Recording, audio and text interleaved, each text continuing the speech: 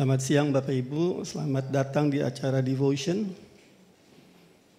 Saya ingin mengucapkan terima kasih kepada Pak Surya dan tim PW, tim Devotion, dan Pak Ferry, tim AVL yang telah membuat acara ini, mempersiapkan acara ini hingga bisa terlaksana, dan juga teman-teman yang membantu. Saya sangat bersyukur sekali.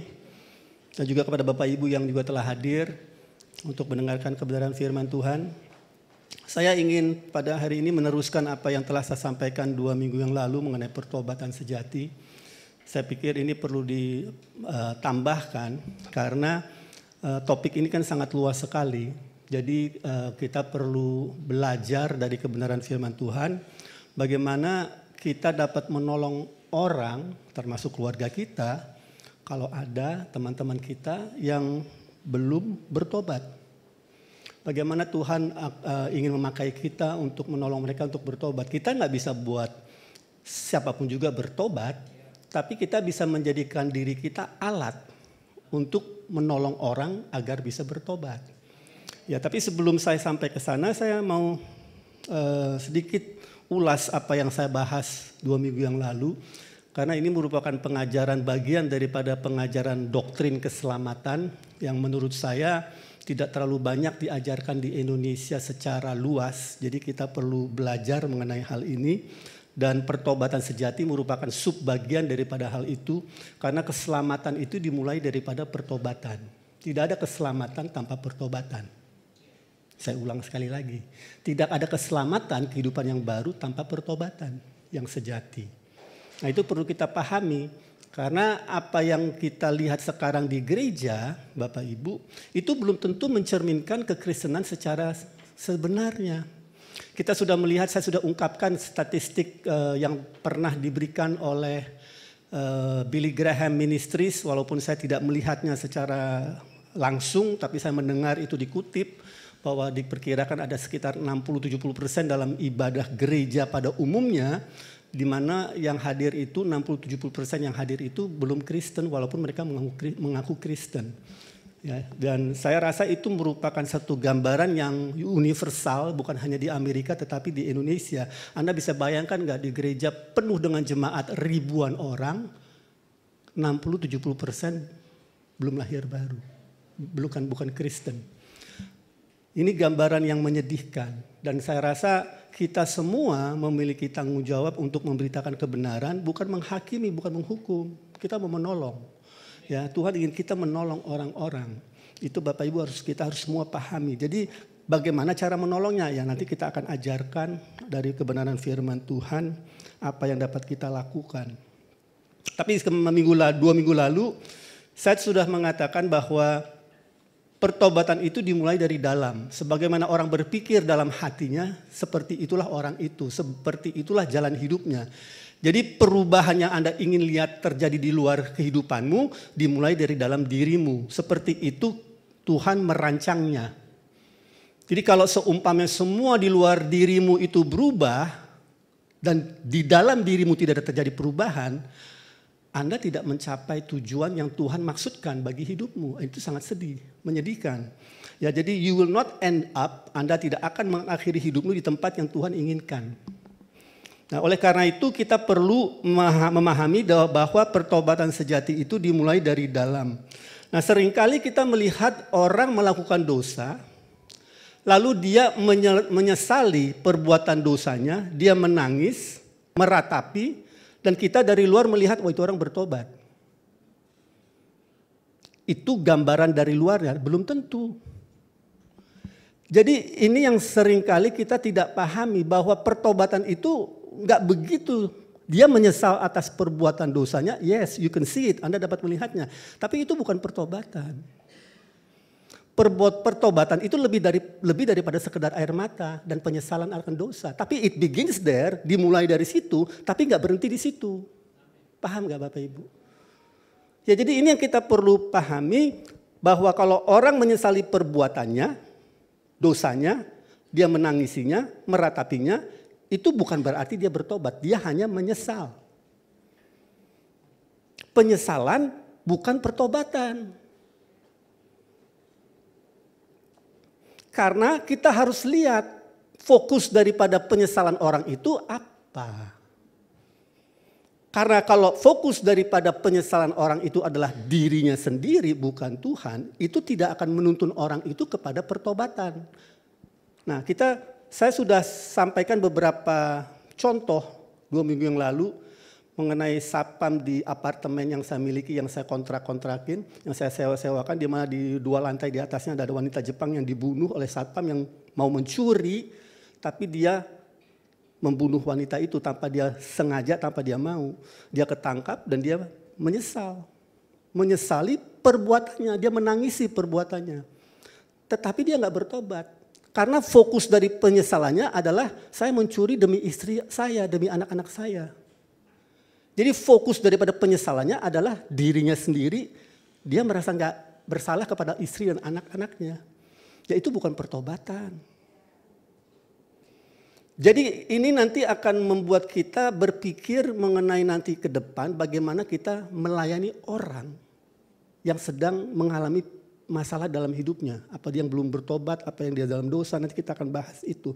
Bahwa kita tidak hanya berhenti pada melihat orang itu menyesal atas perbuatan dosanya. Jangan berhenti di situ.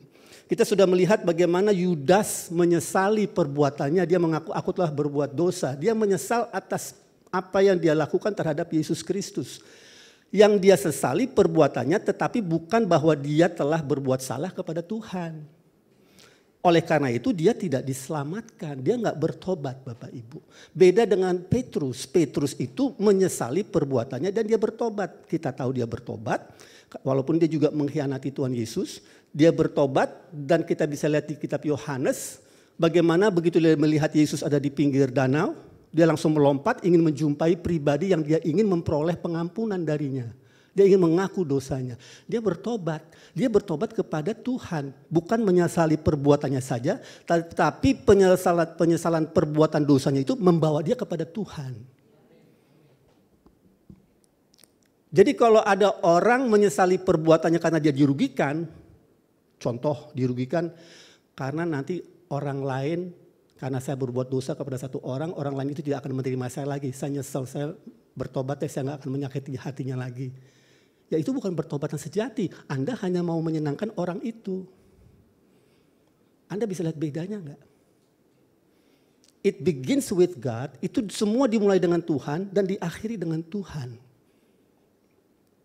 Jadi ini yang saya ingin berkali-kali ungkapkan kepada Bapak Ibu. Bahwa pertobatan sejati itu tidak seperti itu. Dan saya telah bacakan dari Lukas 15, coba kita buka lagi. Ini kasus yang sangat atau peristiwa atau kesaksian yang luar biasa mengenai orang yang benar-benar mengalami pertobatan sejati dan kita perlu belajar daripadanya. Lukas 15 ayat 17-22. Ini mengenai anak yang hilang yang sudah, sebenarnya kisah ini sangat dalam, saya nggak bisa mendalami di sini. Anak ini berdosa sebenarnya bukan pada saat dia menghambur-hamburkan uangnya saja, pada waktu dia minta warisan dari orang tuanya yang masih hidup, itu sebenarnya sudah melanggar. Ya. Nah, pada waktu dia minta hartanya dan bapaknya memberikannya karena bapaknya mengasihinya, dia pergi membawa hartanya dan dia menghambur-hamburkannya, lalu dia jatuh miskin di negara di mana dia berada, jauh dari bapaknya. Dan di Lukas 15 ayat 17 dikatakan, lalu ia menyadari keadaannya. Ini awal daripada penyesalan. Katanya, betapa banyaknya orang upahan bapakku yang berlimpah-limpah makanannya, tetapi aku di sini mati kelaparan. Aku akan bangkit dan pergi kepada bapakku dan berkata kepadanya, Bapak, aku telah berdosa terhadap Bapak atau terhadap siapa? Kan terhadap sorga dulu. Terhadap sorga dan terhadap Bapak.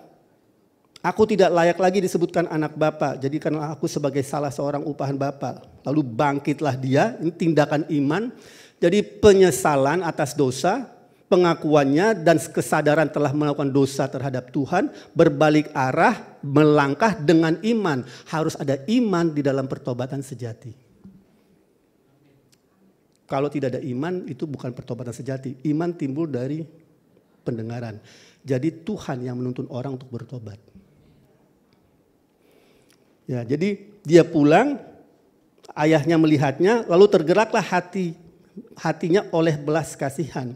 Ayahnya itu berlari mendapatkan dia lalu merangkul dan mencium dia. Nah lalu setelah itu kita lompat ke 22, ayahnya itu berkata kepada hamba-hambanya, lekaslah bawa kemari jubah yang terbaik, pakaikanlah itu kepadanya, kenakanlah cincin dan sepatu. Artinya pertobatan sejati itu membawamu untuk dipulihkan dan ditingkatkan. Ada buah pertobatan sejati yang membawamu naik ke level yang lebih tinggi. Kalau itu pertobatan sejati. Jadi pertobatan sejati itu bukan kita berbuat dosa, berhenti berbuat dosa, nggak berbalik arah, hanya berdiam di tempat. Itu bukan pertobatan sejati. Anda harus berbalik arah, berubah haluan kepada Tuhan dan melakukan dengan iman apa yang Dia perintahkannya sehingga kehidupanmu meningkat. Setiap pertobatan sejati itu buahnya kelihatan di ujungnya. Sehingga Anda menjadi kesaksian kehidupanmu.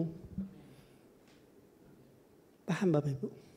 Nah ini yang kita perlu pahami bahwa seperti inilah contoh daripada pertobatan yang sejati. Jadi di sini kita bisa melihat bahwa anak yang hilang ini bukan hanya bertobat, tapi kehidupannya dipulihkan. Bukan hanya dia, Anda bisa lihat juga dari Daud.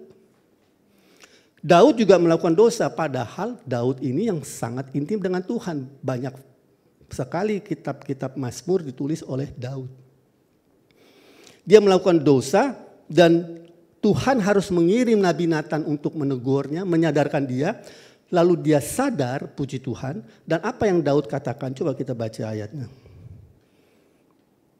Kita baca di 2 Samuel 12 ayat 13. Jadi kalau kita lihat dosanya Daud itu bukan hanya besar dan berat, itu luar biasa.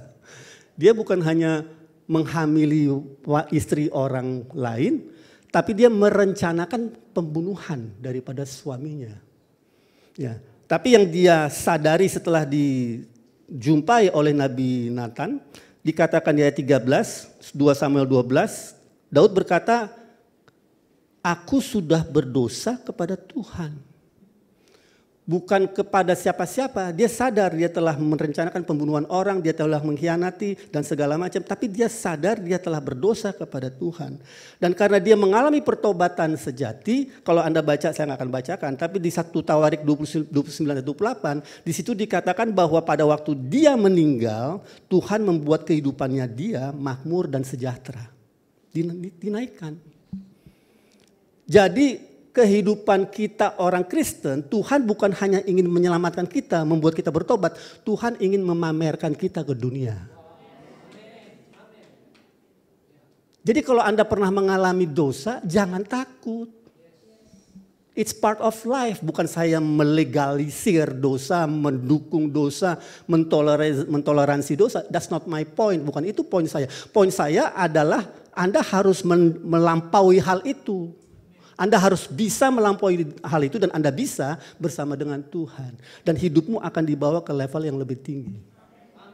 Itu janji Tuhan.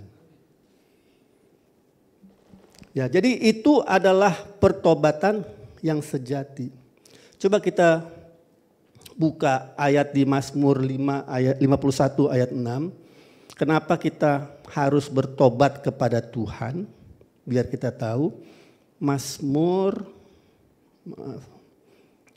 51 ayat 6 kalau di TB, kalau Anda baca di King James itu ayat 4 kalau nggak salah. Itu dikatakan terhadap engkau sajalah aku telah berdosa terhadap Tuhan dan melakukan apa yang kau anggap jahat supaya ternyata engkau adil dalam putusanmu, bersih dalam penghukumanmu. Kenapa kita harus mengaku, menyadari bertobat sejati adalah mengaku kita telah berdosa terhadap Tuhan? Karena dia hakim. Hakim dari segala hakim, temanmu, gembalamu, bosmu di kantor, ya hakim di mana Anda bekerja. Tetapi hakim di atas segala hakim, Tuhan. Jadi pertama-tama Anda harus menyadari bahwa Anda, kalau saya dan Anda, kalau kita berbuat kesalahan, kita berdosa kepada Tuhan karena dia hakim agung. Jadi ini yang kita perlu sadari bahwa memang dia tidak kelihatan, kita hanya terpaku dengan orang yang menghakimi kita di sini. Kalau kita berbuat dosa, jadi kita merasa kita harus menyenangkan, be at peace with that person, to appease him, menyenangkan dia, kita bertobat, maafkan aku. Tetapi hatimu bagaimana? Sadar gak kita telah berdosa kepada Tuhan? Kalau enggak kita tidak akan mengalami pertobatan sejati dan hidup kita enggak diangkat. Mungkin Anda diangkat sama orang itu di kantor, di gereja. Tapi belum tentu Tuhan yang angkat. Kalau Tuhan yang angkat, tidak ada yang bisa turunkan. Paham ya? Tuhan ingin mengangkat kita. Tuhan itu ingin mengangkat kita, karena itu jangan angkat dirimu. Tuhan ingin membagikan kemuliaannya dengan kita. Jadi Anda nggak perlu mencuri kemuliaan dia. Kita juga nggak bisa mencurinya. Saya kadang-kadang juga bingung, jangan mencuri kemuliaan Tuhan. Bagaimana kita bisa mencuri kemuliaan Tuhan? Nggak bisa. Kita bisa melihat orang yang meninggikan dirinya, tapi kita nggak bisa mencuri kemuliaan Tuhan. Dia akan berikan kemuliaannya kepada kita kalau kita menjalani apa yang menjadi kehendaknya dalam hidupmu. Jadi itu alasan kenapa kita perlu mengakui, menyesali perbuatan salah kita kepada Tuhan. Nah, saya akan bawa Anda naik sedikit satu level lagi kepada pengalaman Yusuf. Kejadian 39 ayat 5 dan 9.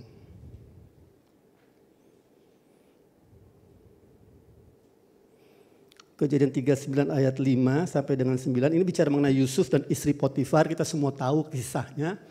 Ya, tapi saya akan bacakan biar kita lihat sekuensnya, urutannya, kejadiannya. Kejadian 39 ayat 5. Sejak ia memberikan kuasa dalam rumahnya, si Potifar, dan atas segala miliknya kepada Yusuf. Jadi Yusuf diberikan kuasa. Tuhan memberkati rumah orang Mesir itu karena Yusuf. Bukan karena orang itu rajin bekerja keras, bukan.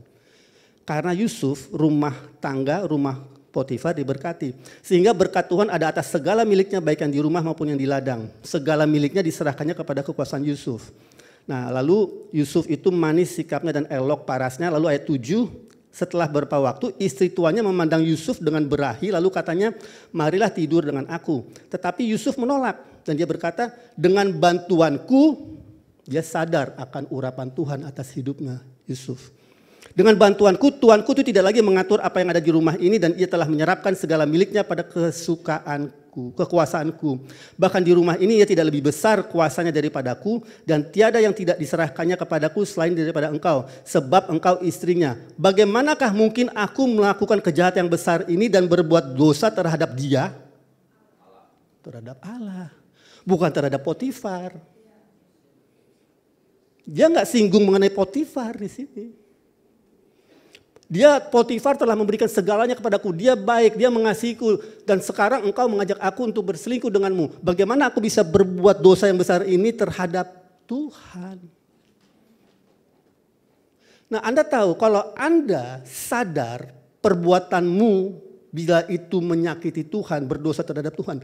Kalau Anda sadar akan hal itu, Tuhan akan memberikan kekuatan ilahi untuk membuatmu menghindar dari dosa. Kenapa orang jatuh ke dalam dosa? Karena dia nggak sadar bahwa berbuat dosa itu berdosa terhadap Tuhan. Seandainya dia sadar seperti Yusuf, Tuhan akan melimpahkan kekuatannya sehingga dia bisa menghindar dan menghadapi segala konsekuensinya. Ini penting. Kekuatan kita datangnya bukan dari kemampuan kita. Jadi Yusuf ini, kita dari sini saya belajar, kalau saya tidak mau melakukan dosa, setiap kali ada godaan untuk saya berbuat dosa, begitu kalau saya lemah untuk saya menolaknya atau menghindarnya, begitu saya sadar ini berdosa terhadap Tuhan, Tuhan aku butuh pertolonganmu, langsung kekuatannya mengalir dalam diriku untuk bisa menghadapi dosa itu dan menghindar darinya dan konsekuensi dari dosa. Jadi ini pelajaran yang sangat-sangat berharga bagi saya dari Yusuf. Bagaimana kalau orang telah berbuat dosa, Pak? Benar kan? Pertanyaannya begitu, bagaimana? Sama, kasih Tuhan itu sama. Coba kita buka di 2 Korintus 7. Tapi kita harus tahu caranya bagaimana kita menghadapinya. 2 Korintus 7 ayat 9. Nah, ini bicara mengenai satu kasus di mana di gereja Korintus ada satu anak muda yang tidur atau hidup bersama atau bahasa istilahnya samenleven dengan ibu tirinya. Itu dosa besar kan. Di dalam gereja, artinya dalam gereja semua orang gereja tahu. Nah, jadi mereka melakukan tindakan untuk mendoakan, menasehati, menegur orang itu. Dan apa yang terjadi? Orang itu akhirnya bertobat. Nah, di sini dikatakan begini, ayat 9. Jadi anak itu dikucilkan dari gereja. Dikatakan begini ayat 9. Namun sekarang aku bersukacita. Ini Paulus yang menulis karena Paulus menegur jemaat di Korintus. Kenapa kamu enggak membiarkan anak itu berbuat zina? Ya.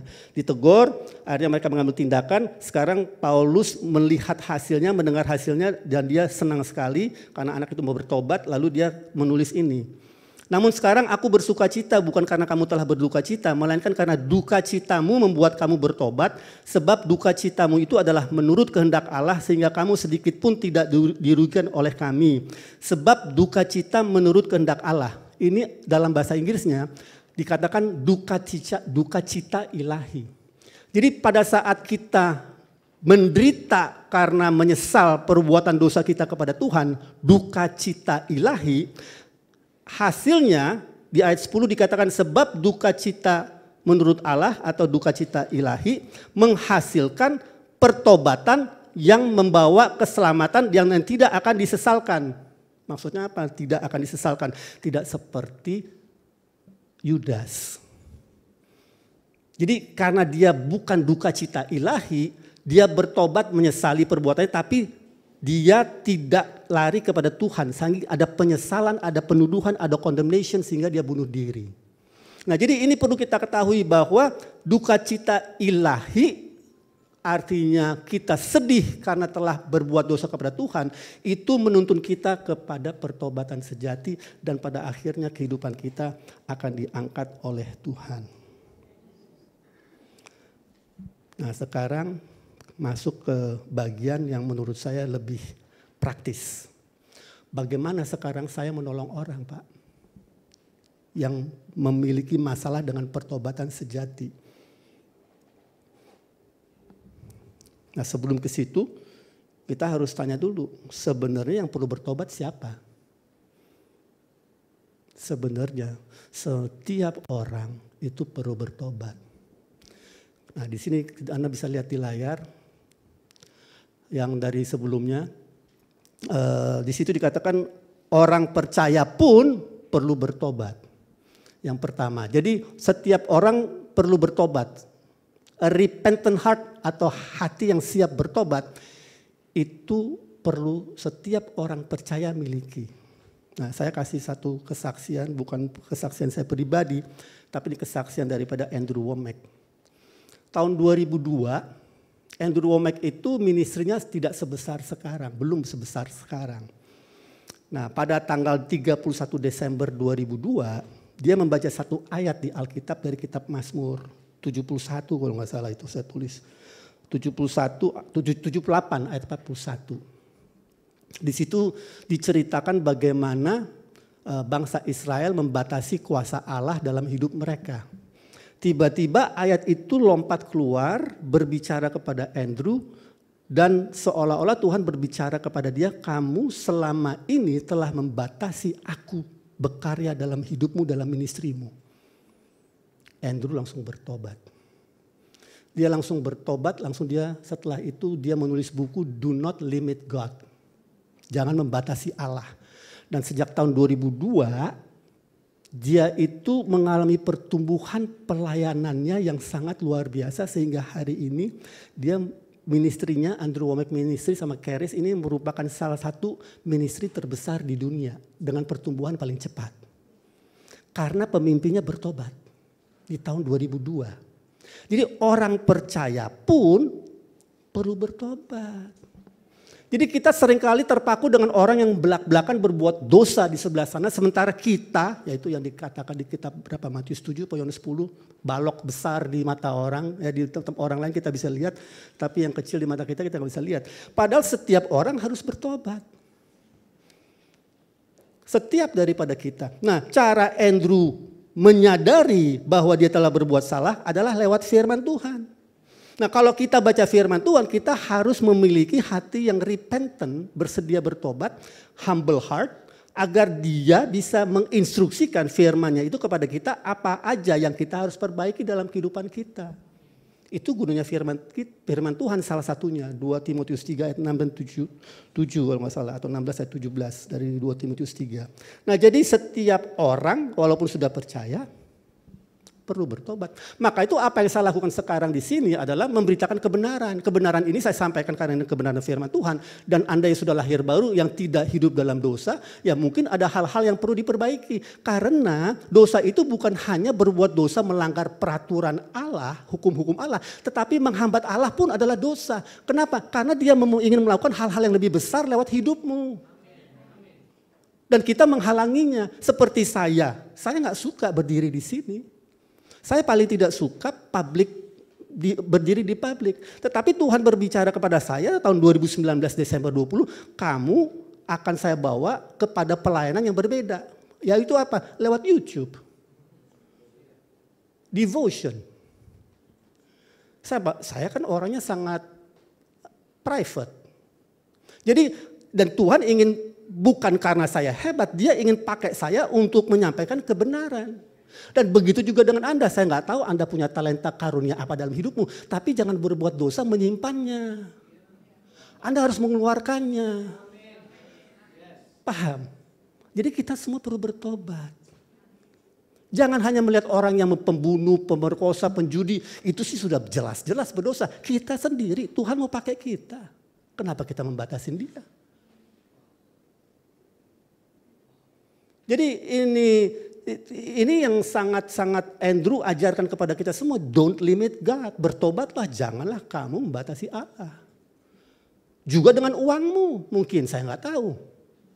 Kalau selama ini kita menggunakan uang kita hanya memuaskan nafsu kita, ya maybe it's about time you change. Mungkin ada waktunya Anda mulai bertobat. Oh iya ya, uang bisa dipakai untuk membawa keselamatan kepada orang lain. Itu yang terjadi juga pada saya. Ya dulu kerjanya hanya ke mall, belanja ini, belanja itu. Lama-lama saya begitu, ini uang kan alat juga. Kita semua perlu bertobat. Pertobatan itu bukan hanya mengenai pembunuh dan pemerkosa, Bapak Ibu. It's all of us. Jadi orang seperti apa yang perlu bertobat? Ya termasuk orang percaya. Termasuk Anda dan saya yang setiap kali kita perlu bertobat. Mungkin bahasa agamanya course correction, perubahan pola pikir. Itu mungkin kata yang lebih halus biar Bapak Ibu gak tersinggung. Kedua, siapa yang perlu bertobat? Orang yang sedang hidup dalam dosa. Dosa itu menipu. Bapak Ibu tahu nggak kenapa dosa itu menipu? Karena dosa itu nikmat. Kalau dosa nggak nikmat, nggak ada yang mau melakukannya. Paham nggak? Dosa itu sangat nikmat. Sangat-sangat nikmat. Tetapi harganya kematian. Kenapa? Kita baca di kitab Ibrani 11.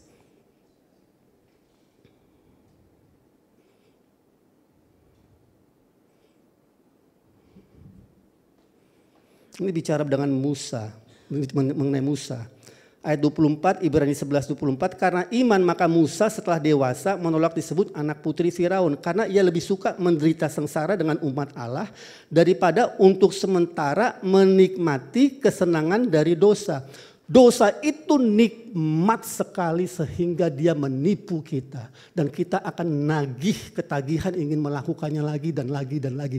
Dan tahu gak Anda, dosa itu begitu nikmatnya, dia akan membawa Anda ke lebih dalam, lebih terpuruk. Sampai upah dosa adalah maut. Tetapi kenikmatannya itu sementara. Begitu berhenti, kosong, mencari lagi. Ingin berbuat dosa yang lebih dalam lagi. Dosa itu nikmat.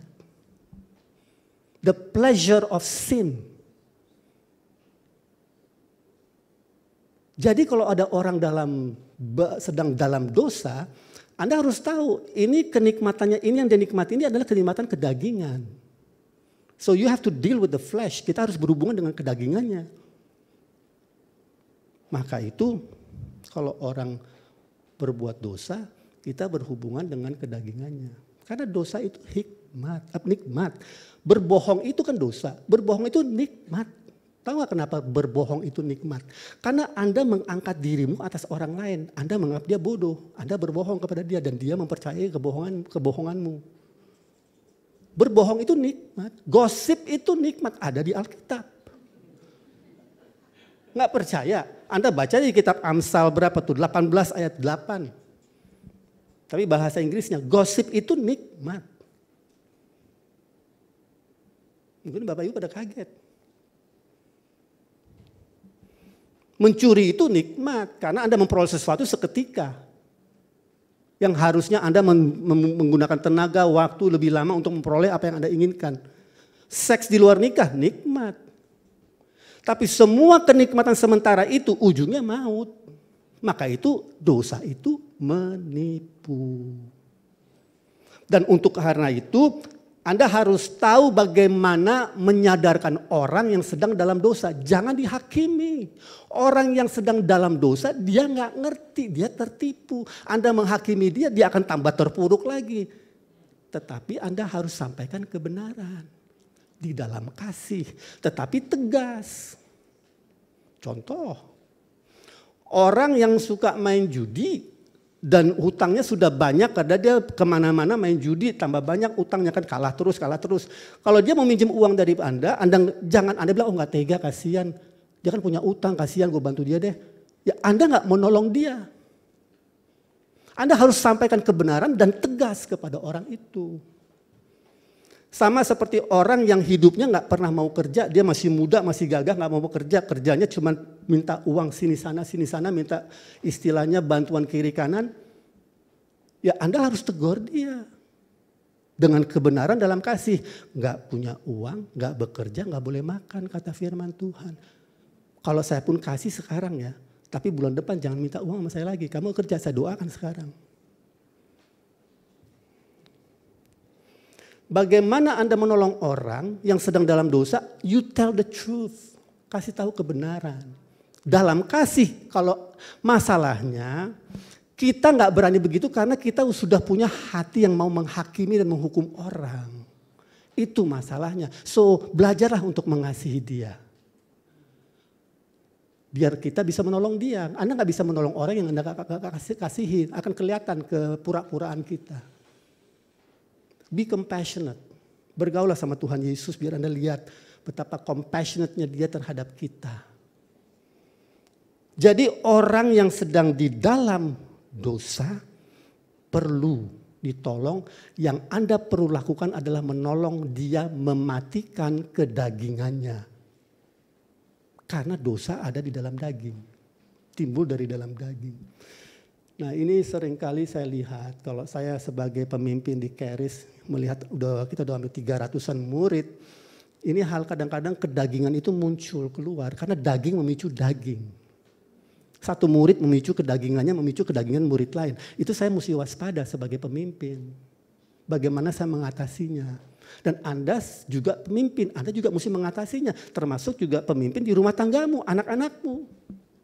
Kalau anak-anakmu berbuat dosa, narkoba, ini, itu, ya jangan dikasih duit terus.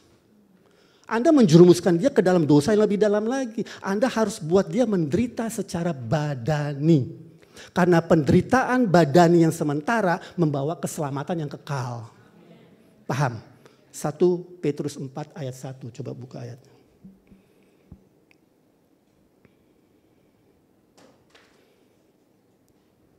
Jadi karena Kristus telah menderita penderitaan badani, kamu pun harus juga mempersenjatai dirimu dengan pikiran yang demikian. Karena barang siapa telah menderita penderitaan badani, ia telah berhenti berbuat dosa. Ini memang konteksnya beda. Tetapi ini ada kebenaran dari konteks ini yang saya ambil, bahwa kalau Anda ingin menolong orang yang sedang berdosa dalam kedagingan, sedang hidup dalam dosa, Anda harus berbuat dia menderita secara badani, bukan menghukum, bukan menghakimi, menolong dalam kasih. Kadang-kadang kalau nggak tega, saya nih menolak membantu satu orang, dua orang keluarga saya karena sudah bergantung kepada saya untuk uang. Ya saya masuk kamar, saya nangis di hadapan Tuhan. Karena saya mengasihi orang itu, tapi saya tahu kebenaran. Paham Bapak Ibu? Kita nggak bisa lepas daripada kebenaran, karena kebenaran ini yang memerdekakan orang, bukan kebaikanmu. Kebaikanmu takut saya justru menjerumuskan orang ke dalam keterpurukan dosa. Padahal dia ingin keluar, kita nggak tega, kita membantu dia meneruskan kebiasaan buruknya, kedagingannya. Nah ini nggak menolong Bapak Ibu. Kita harus sadar akan hal itu. Jadi ya kita menolong orang yang Kristen yang sudah lahir baru, yang walaupun hidupnya tidak dalam dosa, tapi kita perlu menyampaikan kebenaran firman Tuhan karena Tuhan memakai dia lebih tinggi lagi. Kedua, kita menolong orang yang hidup dalam dosa, karena dia sudah terikat, tertipu oleh dosa. Yang ketiga, yang terakhir, siapa yang perlu bertobat? Orang yang belum lahir baru. Orang yang belum selamat. Seringkali Bapak Ibu, ini kan lagi zaman grace, di mana-mana pengajaran grace. Anda harus hati-hati, kalau grace nggak seimbang itu bahaya. Anda orang yang tidak kenal Tuhan, Anda hanya mengutarakan God loves you, Tuhan mengasihimu, Tuhan baik, Tuhan baik. Dia nggak ngerti. Oh, dia Tuhan Yesus baik, oke deh gue terima Tuhan Yesus, tapi dia nggak bertobat, dia cuma terima apa yang disampaikan. Dia nggak bisa menghargai kabar baik. Kenapa? Karena dia nggak tahu kabar buruknya. Kalau orang nggak tahu kabar buruknya, bagaimana dia mau menghargai kabar baik? Kabar buruknya adalah neraka itu adalah tempat yang nyata. It's a real place. Nah tetapi dunia ini berusaha mengelabui kita, karena dunia ini kan di bawah kuasa si jahat. Sehingga Hollywood mengeluarkan film-film seolah neraka, vampir yang di neraka itu tampangnya menarik. Aktor, aktris yang cantik, menawan, digambarkan setan atau iblis atau vampir seperti itu. Untuk membuat kita tidak menyadari betapa mengerikannya neraka itu. Nah ini kita harus hati-hati. Karena orang yang tidak bisa menghargai kabar baik, Anda langsung terus berikan kepada dia kabar baik, the grace message. Saya nggak anti grace message, saya memberitakan grace. Tapi ada tempatnya. Jadi karena kita harus tahu apa yang orang itu butuhkan. Bukan apa yang saya tahu, saya sampaikan begitu aja. Enggak, itu orang apa yang dia butuhkan, tanya sama Tuhan. Apa ya yang aku dapat berikan kepada orang itu. Kadang-kadang kita harus tell him the truth yang sakit, menyakitkan. Kalau Anda pernah lihat salah satu pelayanan daripada Ray Comfort. Ray Comfort itu penginjil kalau nggak salah dari New Zealand atau Australia. Dia melayani di Amerika. Itu kerjanya street ministry, dia interview orang. Yang orang-orang fasik yang hidupnya yang berantakan, yang narkoba, yang seks bebas, di jalan-jalan di pantai-pantai, dia samperin pakai kamera, dia interview. Kenapa hidupmu begini? Kamu tahu nggak kamu sedang berbuat dosa kepada Tuhan? Kamu tahu nggak ada hukum Taurat? Kamu tahu nggak neraka itu nyata? Dia layanin sampai 1 jam, 2 jam sampai itu orang nangis dan bertobat di tempat. Karena dia melayankan hukum Taurat. Hukum Taurat itu tidak dihapus Bapak Ibu.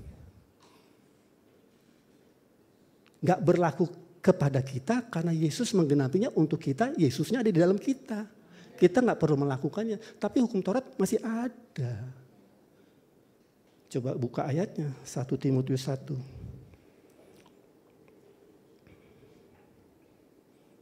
Ayat 9 ya.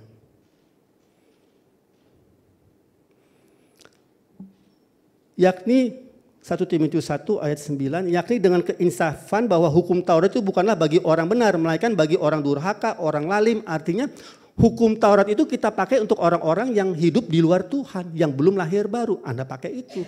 Tetapi jangan menghakimi, menghukum orang itu selalu dalam kasih tapi dengan tegas. Itu yang kita perlu lakukan.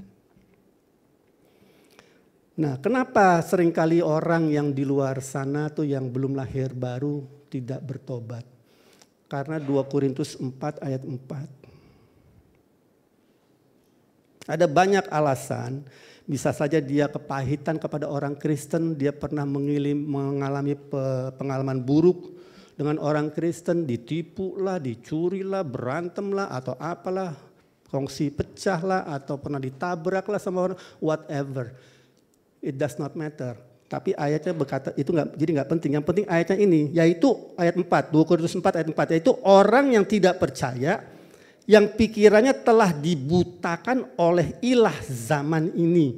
Sehingga mereka tidak melihat cahaya Injil tentang kemuliaan Kristus yang adalah gambaran Allah. Jadi terblokir, dibutakan oleh iblis, karena iblis pakai pengalaman pahitnya kah, pakai pengertiannya yang salah kah, whatever. Tapi ini adalah cara iblis menghambat orang mengenal Kristus dan dilahirkan kembali. Kita perlu mendoakan orang. Bapak Ibu, kalau ada di keluargamu, di temanmu, lingkunganmu yang belum selamat, Anda perlu mendoakan. Kalau Anda nggak mendoakan, siapa lagi? Saya ada di sini sudah diselamatkan karena didoakan orang. Mungkin saya nggak tahu siapa, tapi saya punya perkiraan kira-kira siapa ya. Salah satunya ibu saya, kedua bekas sekretaris saya dulu yang menaruh trakt Injil di meja saya setiap pagi. Kristen KTP. Dan kalau kita berdoa untuk orang, sebut nama orang itu. Dulu waktu awal-awal saya sudah dilahirkan kembali, saya nggak habis-habisnya sebutkan nama orang-orang yang saya doakan. I became an intercessor. Saya menjadi intercessor bagi orang-orang yang belum selamat. Nah, kalau ada di keluargamu yang belum selamat, doakan, sebutkan namanya. Jangan sekali, jangan 2 kali, tiap hari kalau perlu. Be an intercessor, itu adalah bagian porsi kita. Jangan kita terkesima dengan hamba-hamba Tuhan yang besar sehingga kita melupakan porsi kita yang kecil yang dampaknya besar di kemudian hari. Bagi orang itu dan bagi kerajaan sorga. Setiap dari kita punya peran. Ya, jadi banyak orang yang perlu bertobat.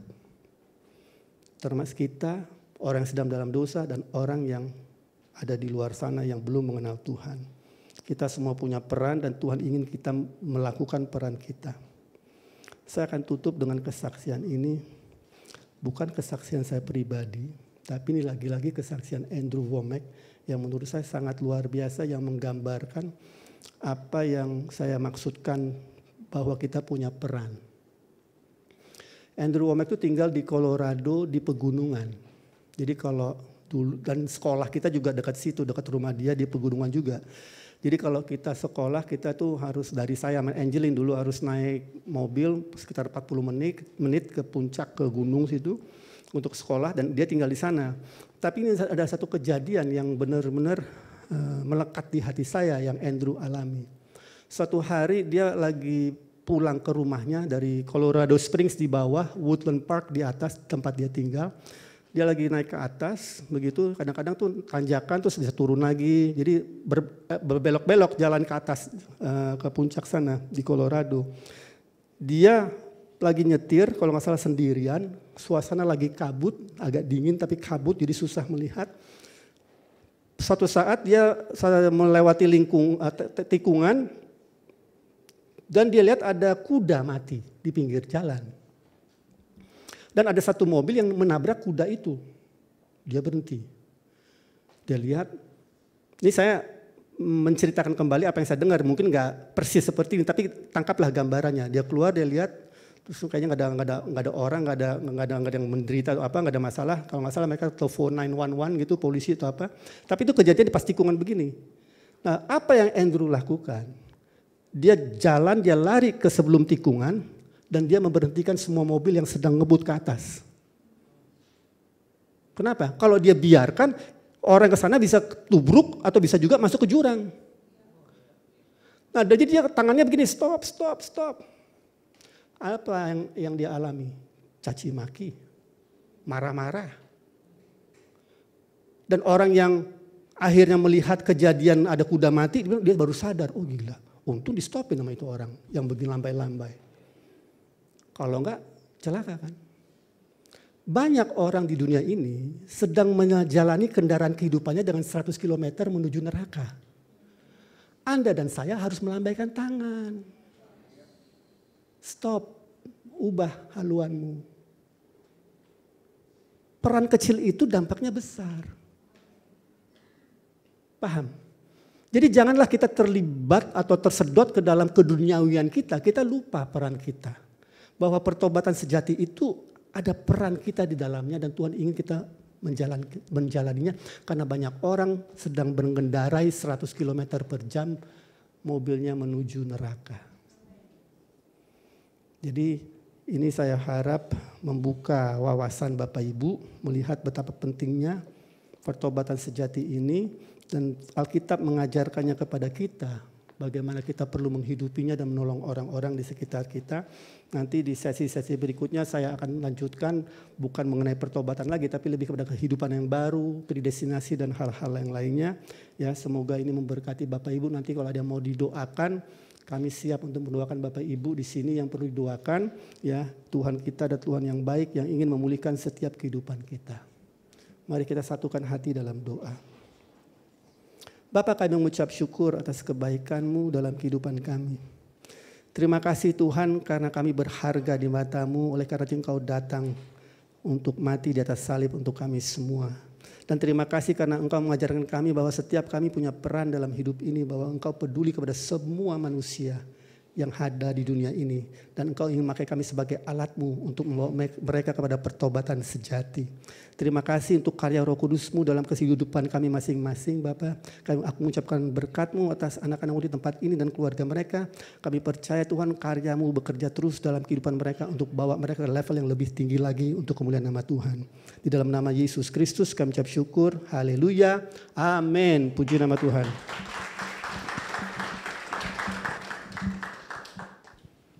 Terima kasih Pak Irwan untuk firman yang telah disampaikan hari ini. Di devotion sebelumnya saya coba tonton lagi lewat YouTube. Kalau 2 minggu yang lalu saya katakan bahwa kita berubah mulai dari diri kita sendiri. Dan waktu nonton lagi saya dapetin satu lagi pengertian bahwa pertobatan itu tentang perubahan jati diri kita di dalam Kristus. Dan menjadikan Yesus itu sebagai fokusnya. Karena bahkan bertobat pun kita butuh Tuhan gitu ya. Dan hari ini satu yang saya dapetin tadi tentang ada 3 poin siapa yang perlu bertobat. Saya ambil poin tentang setiap orang percaya dan setiap orang percaya perlu memiliki hati yang siap untuk bertobat. Kalau saya boleh mencontohkannya seperti menyetir mobil. Kalau kita menyetir mobil kita akan selalu menyesuaikan arah. Lihat ke depan, fokusnya kemana, kita ngikutin. Nah sama seperti itu, kita fokus berjalan melihat kepada Tuhan, hati kita terus diperbaharui oleh Dia, gitu ya. Jadi buat Bapak Ibu yang ingin menonton setiap firman Tuhan yang sudah disampaikan di devotion di bulan-bulan sebelumnya, Bapak Ibu bisa menyaksikannya di YouTube channel AWM Charis Indonesia. Kami mengucapkan terima kasih untuk seluruh partner yang sudah mendukung pelayanan ini. Dan bagi Bapak Ibu yang rindu memberkati pelayanan Charis Devotion, Bapak Ibu bisa mentransfer ke nomor rekening atau QR Code yang tertera di layar. Dan ketika mentransfer, mohon Bapak Ibu memberikan keterangan Charis Devotion. Saya akan bagikan satu ayat bagi kita terambil dari 2 Korintus 8 ayat 9. Karena kamu telah mengenal kasih karunia Tuhan kita Yesus Kristus, bahwa Ia yang oleh karena kamu menjadi miskin, sekalipun Ia kaya, supaya kamu menjadi kaya oleh karena kemiskinannya. Yesus itu udah rela menjadi miskin buat kita. Supaya apa? Supaya kita kaya. Tapi kekayaan kita itu bukan hanya untuk diri kita sendiri. Kekayaan yang Tuhan sediakan bagi kita, itu untuk memenuhi kebutuhan hidup kita, juga untuk kita pakai bagaimana mengelolanya dengan baik. Setiap pemberian Tuhan itu dapat kita gunakan juga untuk memperluas Injil damai sejahtera. Dan ketika kita belajar untuk menabur, itu artinya kita percaya untuk persediaan yang Tuhan sudah sediakan bagi hidup kita. Kita memberi bukan dari kepemilikan kita sendiri, tapi kepunyaan Tuhan yang dipercayakan kepada kita untuk dikelola. Dan kita orang percaya punya Roh Kudus yang menuntun kita, membantu kita mengelola apa yang kita miliki. Saya percaya setiap kita semakin diberkati dan adalah lebih berbahagia memberi daripada menerima. Puji Tuhan, amin. Terima kasih untuk kehadiran Bapak Ibu terkasih di acara Charis Devotion. Kami percaya Bapak Ibu mendapatkan kekuatan, pewahyuan, juga jawaban yang menguatkan dari firman yang disampaikan hari ini. Acara Charis Devotion telah selesai, sampai bertemu bulan depan. Tuhan Yesus memberkati. You want me